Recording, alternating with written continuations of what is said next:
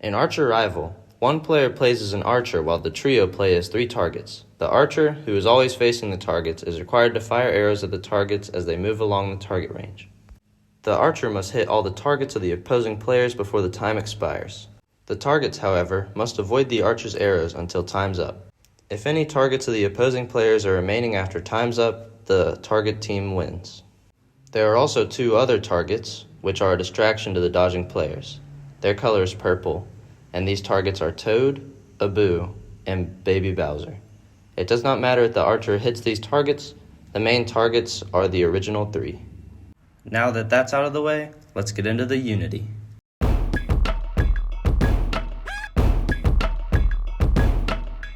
Starting out, I set up a basic Unity scene. I made 2 planes and 2 cubes, textured them up, and it's a basic scene. I know it looks bad, but just like how artists say that you have to trust the process, you just gotta trust me that this will turn up looking good. After this, I used the Super Mario Party wiki to get textures for the Mario Dodger player, and I started working on a basic prefab to use for the other characters. After I set up the Mario with a stick under it, I created 2 more for Luigi and Peach, and now the environment is somewhat coming together.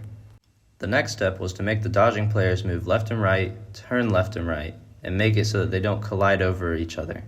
Moving left and right was easy, because that's Unity 101, but turning left and right was weird because the back of the plane is completely invisible. The way I circumvented this was multiplying the scale of the x by -1, which ends up flipping it how I wanted. Finally, the way to stop them from running through each other was using the built-in physics engine to check if a dodger of the same layer was next to it. Using physics.overlapSphere, I check in the direction of movement if there is something in the same layer, and if there is, cancel the movement, and just like that, the player movement is done. Next, I wanted to add a shooting player so that I could finish making this game playable. I decided that Yoshi is cool, best Mario character by the way, so I got a model from online and tried importing it into Unity. Unfortunately, the Yoshi 3D model was made for Blender animation and did not have any bones. Just like that old meme with the dog and the bones, no bones day, Yoshi indeed had no bones. I'll come back to it later, but for now the targets can be destroyed by a T-posing Yoshi asserting his dominance.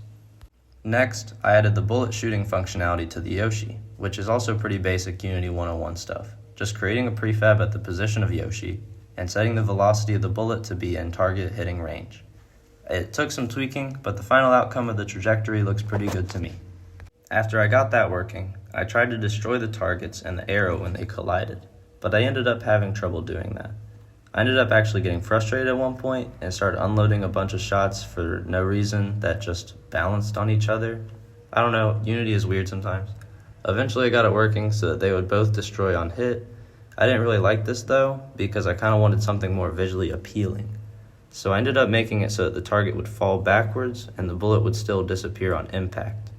Funny side note, I was too lazy to destroy the targets, so I made it so that the ground has no collisions and they would just infinitely fall through the void.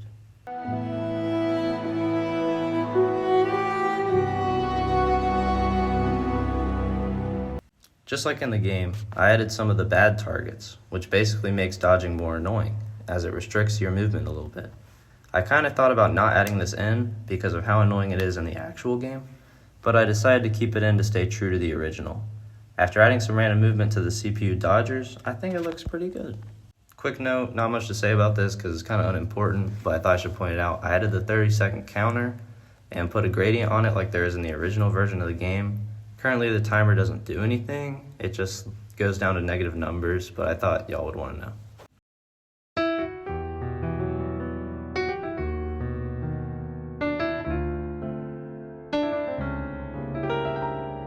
I attempted to add bones to Yoshi using Blender, but if you have watched one of my previous videos before, you would know that I got nothing done after an hour and a half of effort.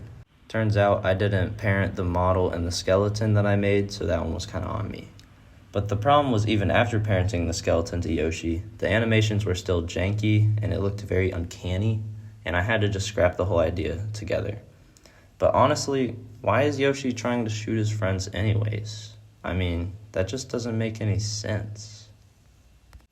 The only thing we have left to fear is fear itself. And Banana Man. Holy, what a hidden gem I have found in the Unity Assets Store. I would not want to be pitted against Banana Man in Archer-ival, which I guess makes him the perfect role. I even had to update my Unity version just to have Banana Man, but it was worth it. Banana Man was kind of weird when importing him into Unity. He was missing his hip bones or something, which was weird because during testing, it seemed like his hips worked perfectly fine. I had to do some fiddling around with mix mode to make it export the way Banana Man liked, but eventually, he was brought to life.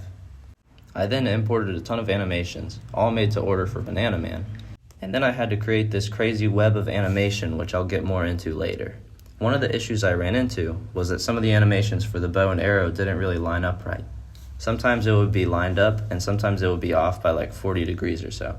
So I had to fix the offset on some of the animations, but other than that, it ran pretty smoothly.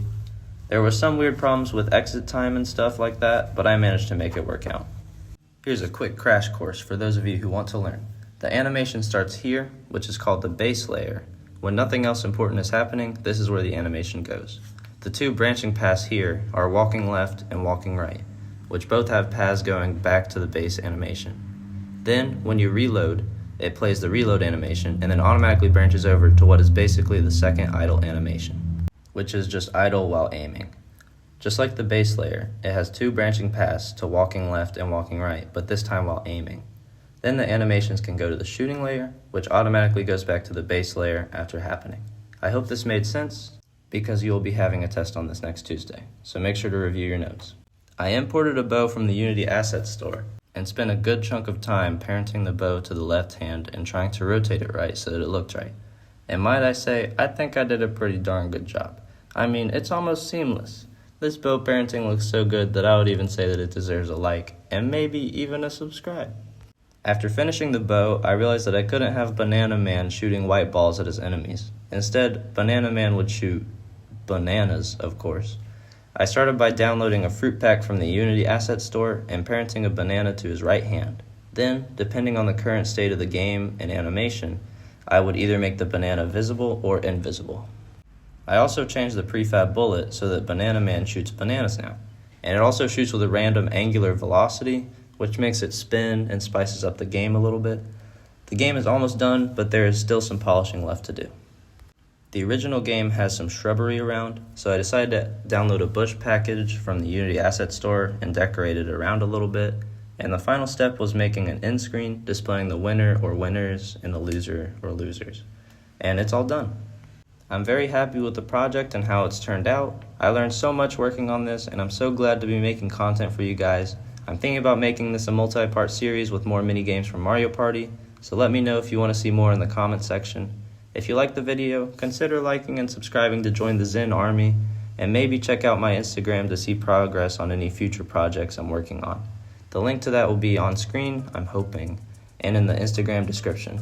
Thank you guys for watching, and I'll see you in the next one.